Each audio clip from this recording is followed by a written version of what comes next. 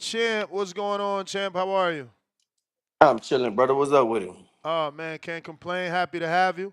Um, yeah, man. Um, How have you been since your last fight, man? What's new for Regis Prograis? Honestly, bro, I just do a lot of business stuff. I keep busy. Outside the ring, I just do a lot. I do more real estate than anything, and just being with my kids, and I continue training every day. That's the main thing. I stay active. I wake up. I make sure I read. I make sure I train, and then of course getting back healthy again. That's the main thing.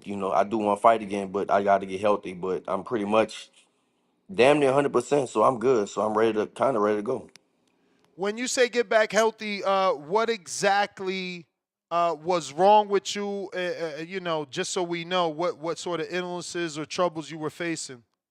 It was just my neck. I hurt my neck. I hurt my neck in training, and yeah, the main thing I hurt my neck. In first off, it happened in training. A lot of people, I fell at home and made it way worse. But I mean, everybody thought I fell, and that's what made it bad. Now it was a training injury, and then I fell, and then it made it way worse. And I think it could have been better if it would have been farther out. But like when I messed myself up at my house, it was literally like 2 weeks away from the fight. It was so that's when I really had to pull out from the fight. And I still was trying to fight and shit like that, but my doctor was like, hell no. I was like, bro, I'm supposed to fight next week. And he was like, bro, ain't no way you could do that. So it was a pinched nerve in my neck, and people were saying my shoulder. Obviously the neck, it kind of go to your shoulder, your traps, the whole left side. So that's kind of what happened. Now, how devastating was that for you to put in all that time, train, and not be able to get that fight, I guess, I done? mean, right. I mean, it sucked, bro, because I literally did a whole training camp. Like I did about an 8 week training camp, and yeah, so we did not 8 weeks, but 6 weeks, and then I had to call it off after 6 weeks. So we did damn near the whole training camp was damn near done. Like I did all the work, everything, bro. I was on diet, I did everything, and that's when that happened. You know what I'm saying? And like when something like that, I was still trying to fight. I was still trying to spar, cause so what happened was when the fail happened at my house, it was on a this was like on a Saturday night, and this was like I said 2 weeks away from the fight. And on Monday, I had to be at the gym. I still was trying to spar. My coach was like, hell no. So I went to the doctor that Tuesday. I still can run and stuff. I can still feel it, but I still ran on Tuesday morning. Then after that, I went to the doctor, and the doctor was like, bro, absolutely not. You can't do it. So, I mean, it sucked, but I literally did a whole training camp. But at the same time, I mean, it is what it is. We fighters, and we get injured, and shit, sometimes you can't control it. That's what it is. Now, has there been any guarantee or anything from Golden Boy saying that once you're healthy, they'll run that squabble back with Oscar Duarte and yourself, or is it a thing where you just got to get back healthy and show them you're ready? I think saying that like the latter. I think I just got to get back healthy and show I'm ready and stuff like that because it was the main event. I had to pull out 2 weeks before the fight, so I think right now it won't be no trust on my side because it was like I was the whole main event, and we really could have. And if they couldn't find nobody, it would have canceled the whole card. So I think that right now they kind of want me back healthy and just kind of see see how I'm gonna react to things, and then we'll see what's gonna happen from there. And are you contractually obligated to Matchroom or Golden Boy at the moment? I'm Golden Boy now. Right now, Golden Boy. Okay, well, that's a good thing because at least you're still with a promoter, so you can get a return fight. Has your Right. doctor given you a month where you'll be cleared to fight? Well, from the injury, they said about 2 months, and so it been that time. It been around that time since then. And I went to Vegas and I trained out there and I sparred and it was cool. Nothing happened. I mean, I was really kind of worried about. I mean, no, I wasn't worried, but I think a lot of people was worried about it. But I sparred and I mean, I got hit and it was fine. I didn't feel nothing, so I feel like I'm good. And I did a lot of rehab. I was going to different cities doing a lot of different rehab and stuff like that. I did some stuff in, of course, in Houston, New Orleans, Vegas. I just went to different doctors and stuff and did a bunch of rehab stuff. And I think the main thing was it wasn't really just the rehab. It was just like the rest, like having that rest period off, and just kind of getting it stronger without getting hit. And I feel like I'm good now. So I obviously follow you on all forms of social media, but I feel like you've been more active, or maybe it's I click my notifications, but I feel like I'm getting more videos from you on TikTok. Would you say you picked up your activity on TikTok, or I'm just late to the party?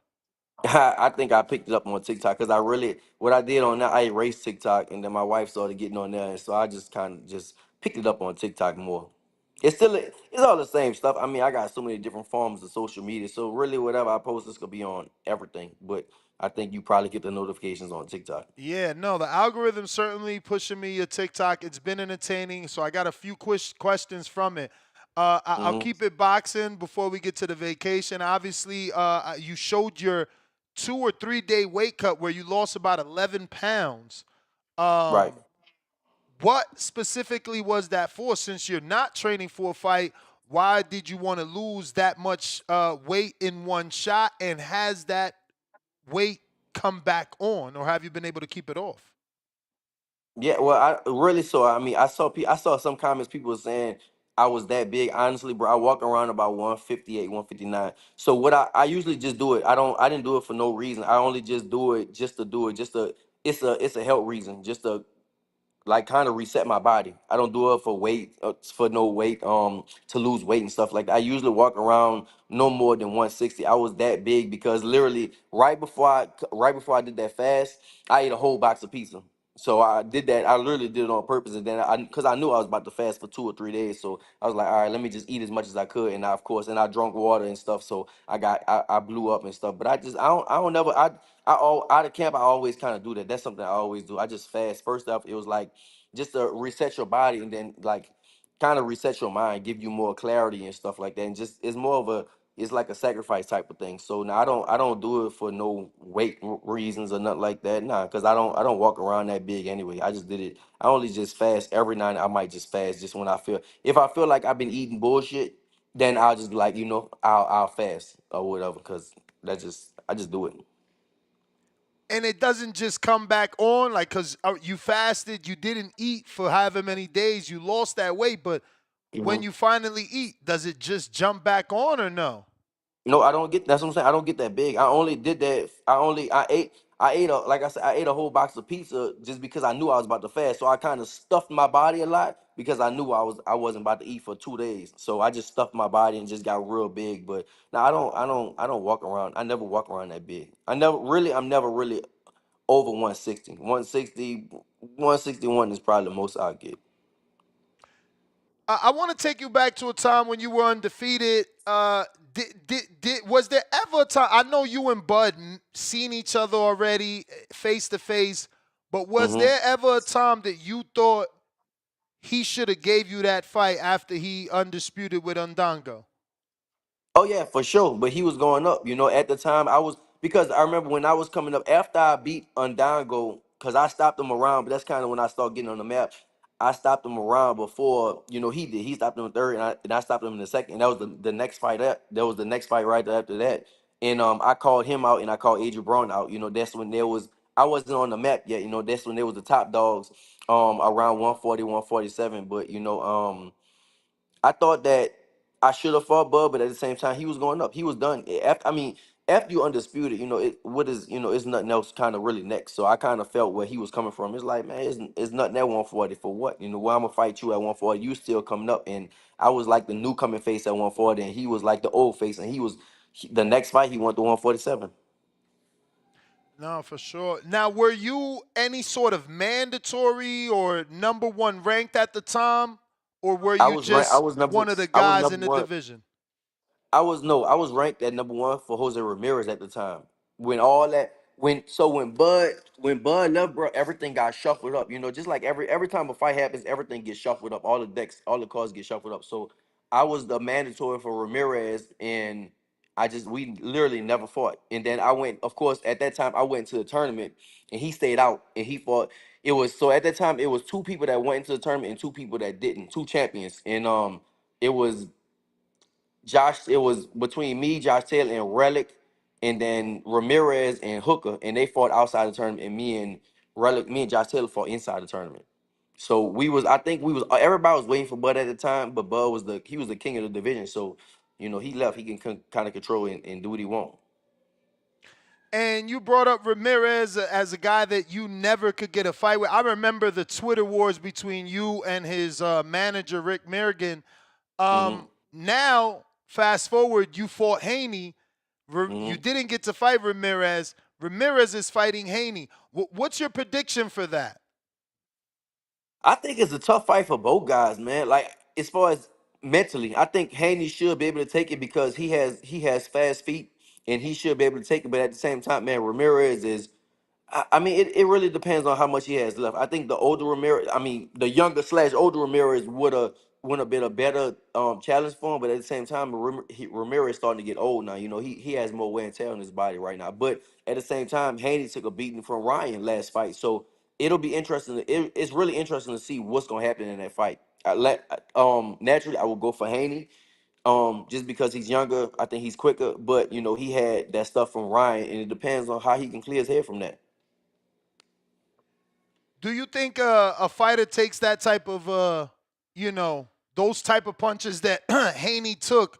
Can you become, I guess, gun shy? I mean, gun shy is the opposite. Gun shy is you being afraid to throw, but I mean more Hmm. like concerned to be hit. Do you become more concerned now to be hit? Do you question yourself on your punch resistance? I would think so. I mean, naturally, a fighter would think so, but I think in Haney's mind, the whole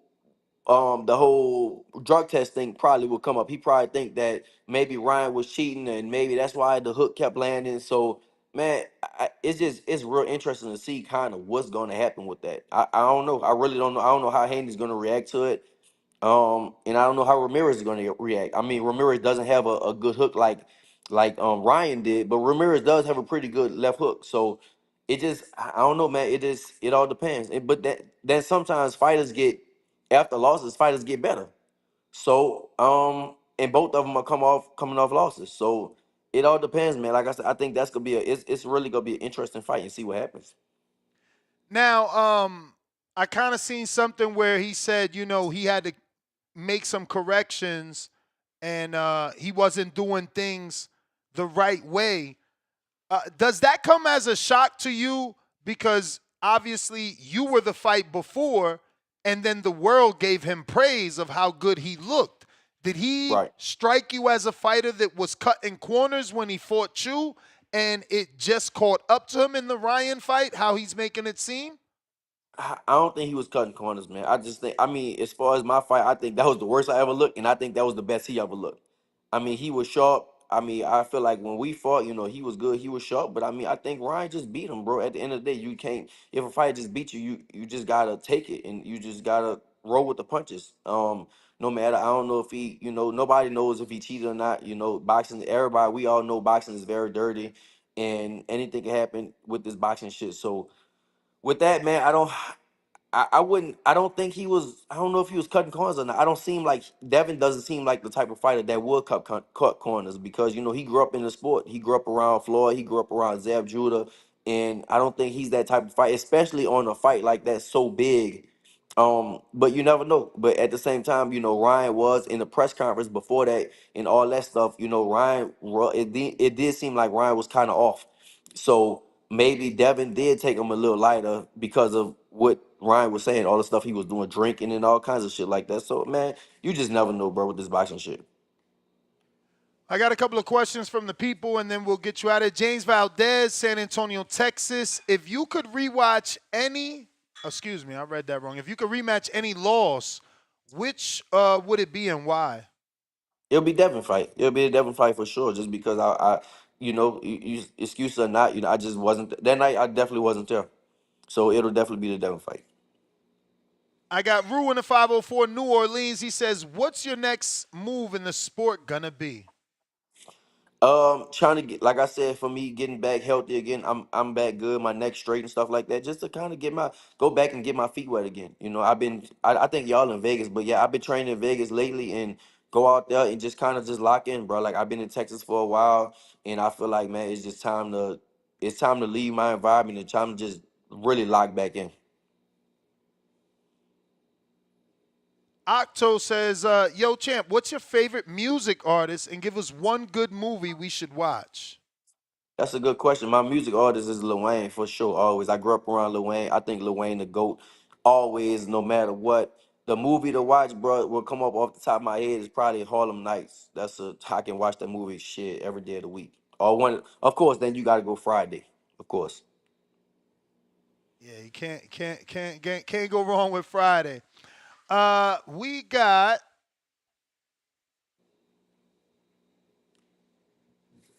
Uh, Big Gucci, hey champ, it's Q from Atlanta.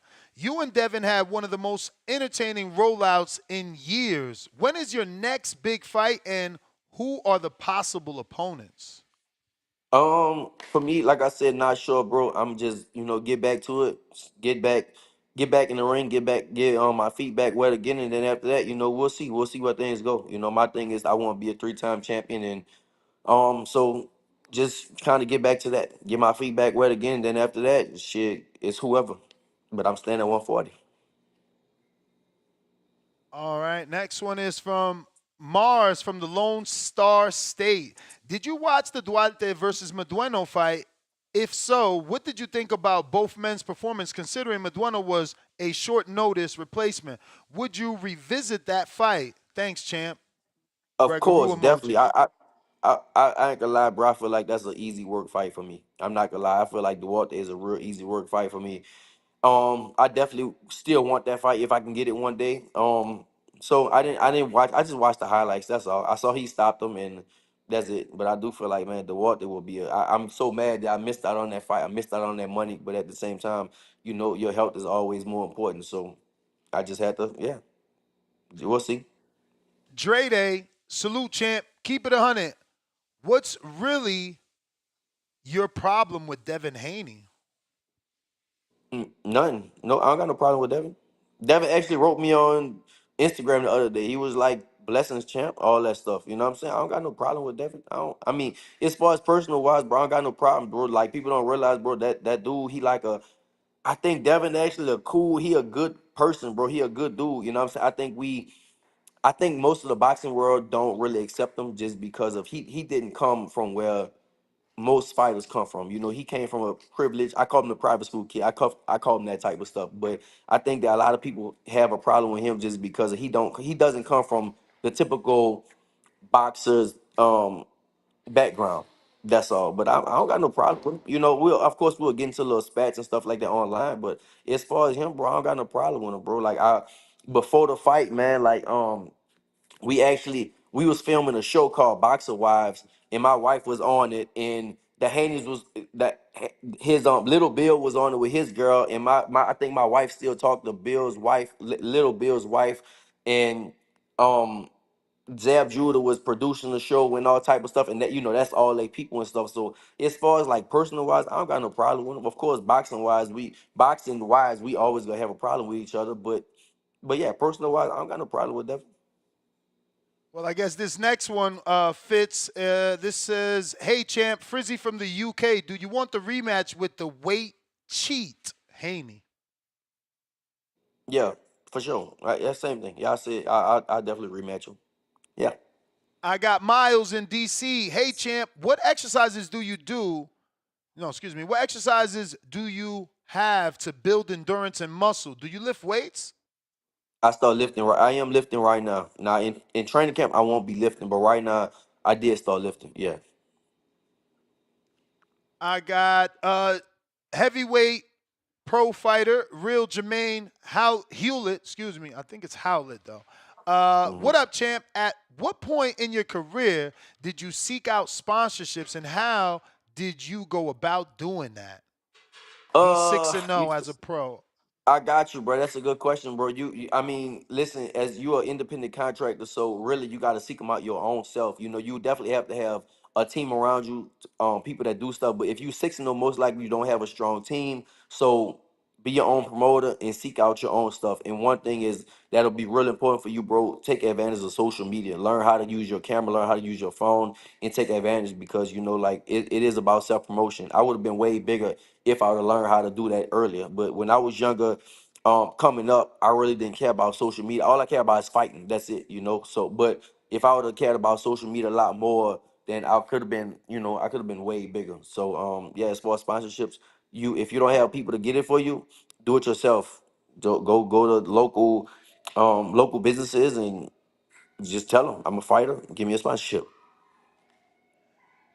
Speaking of social media, like I said, there was some things I seen. I wanted to talk. You had this one reel. It was like I guess your weekend in the Dominican Republic, but your boy was supposed to come, and you guys got to the airport late, so you miss your flight. So you get a new flight, and then y'all go back, and now he wasn't even able to get on the flight. So you spent the whole weekend in DR alone. I'm Dominican, so I could do that. But I'm saying to Right, right, right. myself, what was Regis doing in DR alone? Like, but I wasn't the way alone. your video That's seemed like it was a reset for you. But tell us about that experience and yeah, man, what happened to your boy? Man, that's crazy. Are you Dominican? I'm going tomorrow. I'm actually going to DR tomorrow. What? Literally Oh, you tomorrow. I'm falling going in love tomorrow. with it. That's how I am. I got my wife now. We looking for property out there, man. I wanna I have a little spot for at least every 3 months to go out there. Right, right, right. I'm going tomorrow, bro. But yeah, my little cousin, bro, he young and don't know what the hell he be doing sometimes. So yeah, bro, he got stuck and stuff like that. But it was cool. My cousin actually, one of my cousins from New Orleans, he actually met us out there. He's going tomorrow also. But now I mean, listen, bro, I'm a world traveler and I just like going different places. That was actually my first time in Punta Cana that time, and I'm going again tomorrow. So listen, Nice. I know what to get into, just like that. Just say that. I know how to get in. I know how to get in trouble, bro. Easy. Really, really easy. Put it like that. We got Huang out of Houston. Being that we're getting back to the era where the fans don't care about losses and respecting the violent efforts and appreciating them regardless of judges' outcome. Do you feel your resume is more respectable than most since you haven't done any ducking? I think so. I really think so, bro. Like I be meeting people on the street, bro, and it's like people like, man, you a legend and stuff. And I don't even look at myself like that. You know what I'm saying? But if you look at my resume, bro, I don't duck nobody. I never really duck nobody. I'll fight anybody. You know, I do fight the best. Um, I was I'm a two-time champion, unified champion. So I did all that. I really did all that stuff before. And I'm still getting to I still feel like I'm incomplete right now. Without being a champion again, I still really feel like I'm incomplete. But to answer your question, yeah, I do think people we not in the era no more about the O. You know what I'm saying? I don't think people really care about. People just want to see good fights, and that's what it's. I think that's what it's really about, and that's kind of what boxing is getting back to. I don't think people respect the old like they used to. You know, the Floyd era, it was the old. But now it's like, man, people just want to see good fights, and you gotta realize, man, when you lose a fight, like you kind of just learn from it. You go to the drawing board, you learn from it and get better. And all most of all the great fighters, they all lost. You know, you have a few Andre Ward, Floyd, Rocky Marciano. You know, they never lost a fight. You know, cool. But for the most part, man, like all my idols, they all lost fights, and it's all about how they came back. You know, like if you look at it for me, my one of my biggest idols is Roberto Duran, and Roberto Duran lost I don't know how many fights, but people don't even worry about that. They just worry about what he did, and that's the same thing with me, bro. It's not even Holyfield. Same thing. Another one of my idols. You know, Holyfield lost the most. I think the most fights out of any heavyweight champion, but Holyfield is the only four-time heavyweight champion ever. You know, like he's up there. He's actually higher than Muhammad Ali if you think about it. You know, so yeah, bro. I don't really worry about it. I got Trey. He says, "What up, champ?" Trey from Ventura, California. What is your typical daily routine? Right now in training camp or out of training camp, in training camp is really damn near training all day, to be honest. You wake up, you train, you go back, take a nap, then you got to train again, then you might eat something like that, chill, and then you got to train again. And it's all spread out. You go to the gym, you got to run, you got to swim, do yoga. Last time I was doing stuff with a neurologist, I was doing all kinds of stuff like that. Right now, it's way more chill right now. I'm not in training camp, but I still keep myself in shape. So right now, today, I just do a lot of push-ups, and I might lift and do my footwork drills, and that's all I'm doing right now. I got major media that says, "Do you think it should be a limit to how much a boxer can rehydrate after weigh-ins?" It's like yes or no, man. Like sometimes you don't want to restrict them. You know, that's what kind of Tank been doing. To everybody, he suck them down.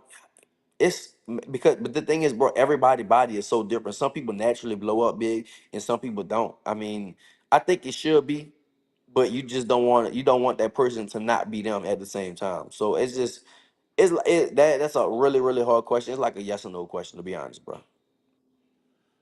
All right. Next one is from D in Louisiana. What up, champ? You ever thought about fighting back in Louisiana again? Maybe the Cajun Dome in Lafayette. Also, what do you think of Louisiana's boxing landscape as in amateur pro fight cards? Louisiana never really been that strong. Well, I can't say never, but for the past few years, Louisiana never really been that strong. I actually fought the Cage Dome. I won my first world title at the Cage Dome, so I do plan on coming back one day. But right now, I'm going West Coast and I'm gonna do my stuff over there. You know, it's just it's kind of less distractions. You know, after I signed with Metro, my first fight was in the Smoothie King Center. It was, you know, a real big deal, but it was so much when you fight at home, it's so many different distractions. It's like, man, it's crazy. So I wouldn't want to do that again right now, but I do feel like it'll happen again. Next one is from Mr. Benny Hinn. Do you still have the aspirations to do MMA or bare knuckle? If not, can we see you beat Tito Mercado and put the Ragaroo back on top of the 140-pound division? I'm definitely. I don't even know who Tito Mercado is. I think I heard that name. I did hear that name, but I don't Yeah, know he who it with really is. Matchroom. But okay, he was mad. Yeah, I'll man. Look, at 140, I'm definitely gonna get back to the top again. I don't really have aspirations to do for sure not MMA. Maybe bare knuckle one day, but just it's not for me right now. I still do want to box. I still want to. That's just what I want to do. But yeah, I'll once I like I said get my feedback wet again. It's whoever at 140. T Mafia, you face some tough competition at 140. How do you mentally reset after a loss, and what changes do you make in training to come back stronger? The main thing, bro, you gotta go back and reevaluate things. What went wrong? You know, I know. I feel like I got three blemishes on my. I won't say losses. I got three blemishes on my record. You know, with Josh Taylor, I still feel like I won that fight. With Devin, you know, he blew me out, but I was not there for sure. The whole training camp, yeah, I wasn't there, you know, and there was all kinds of stuff that went on in training camp. All the people around me knows, and y'all see in my next book what happened. But with the Catterall fight, bro, like I'm not gonna lie, I was winning that fight so easy, and then I just hurt my ankle. Really, that's it. But man, I was one of my partners before the fight. He was like, "Bro, this gonna be one of your easiest fights," and I was like, "You think so?" He was like, "Yeah, bro."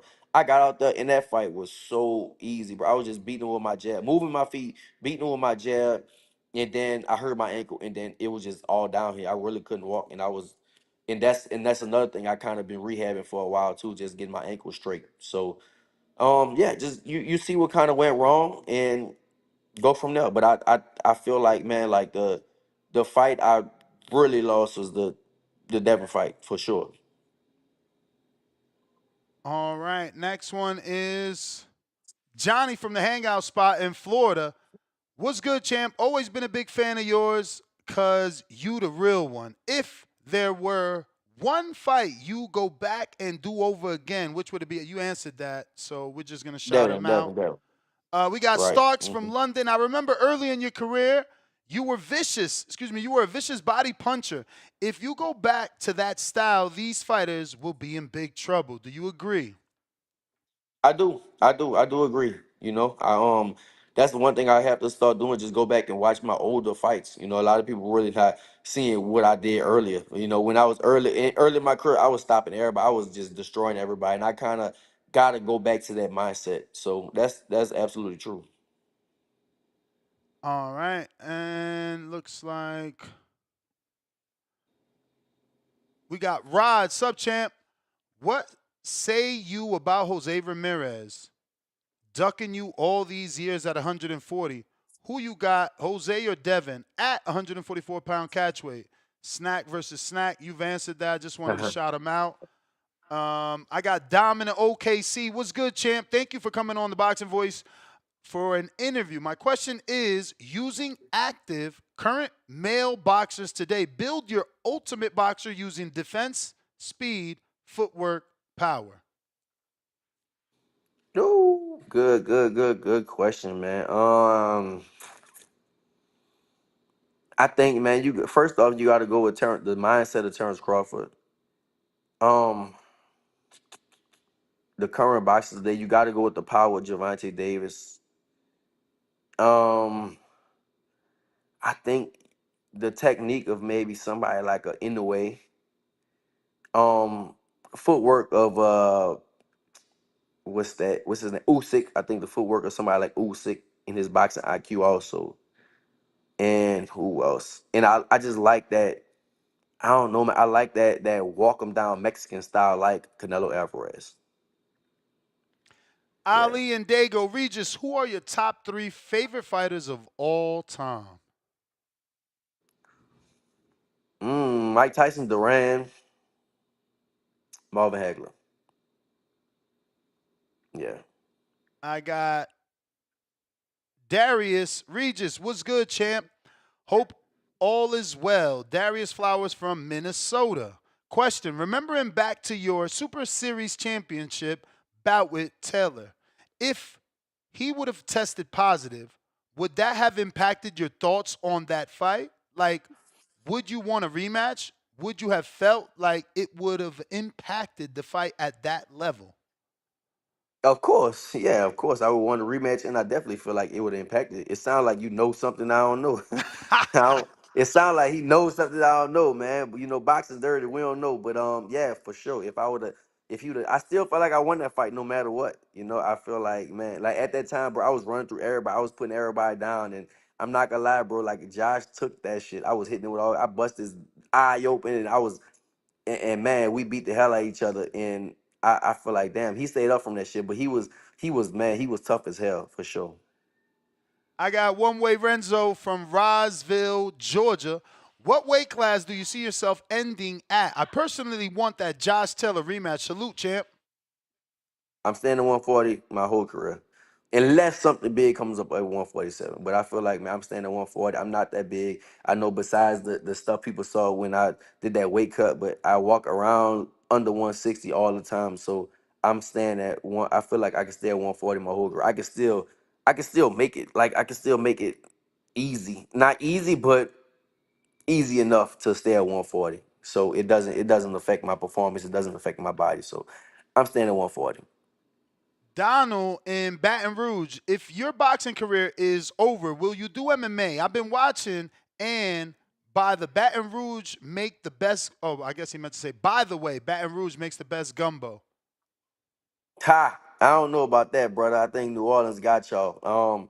Nah, I'm not doing MMA though. Nah, nah, nah. I ain't letting nobody grab my leg. I tried. Listen, one time after the Devin fight, I was off for about a year, and I tried to do a lot of grappling and stuff. And man, I went and man, I was grappling with this big old white boy, bro. He was like 260, and man, I ain't gonna lie, I was slamming this. I was doing all kinds, grabbing him by the neck, doing all kinds of stuff. But the next day, bro, even that night. Man, I got out of bed and damn near fell just because of my legs. I messed my knees up and shit. So I ain't doing MMA. Nah. All right, we got Quest in Virginia. What up, champ? Quest from Virginia. Who would you say is the hardest puncher you fought? Man, I fought a dude in my seventh fight. I forgot his name. Um, the hardest I've been cracked is probably Relic. Relic, one time when I fought for the belt, Relic hit me in the second round. He hit me after the bell. He cracked the hell out of me. That was one of the hardest I ever been hit. And I fought my seventh fight. I fought at like 147, and I remember I dropped the dude. I think his name was Felipe Reyes from Houston, and like I said, he was a big, strong Mexican dude. And I remember in the fight, I dropped him in the first round. He got up, and we fought, and I stopped him in the sixth round. But I don't remember none of the fight. So I feel like that was probably one of the hardest I've been hit.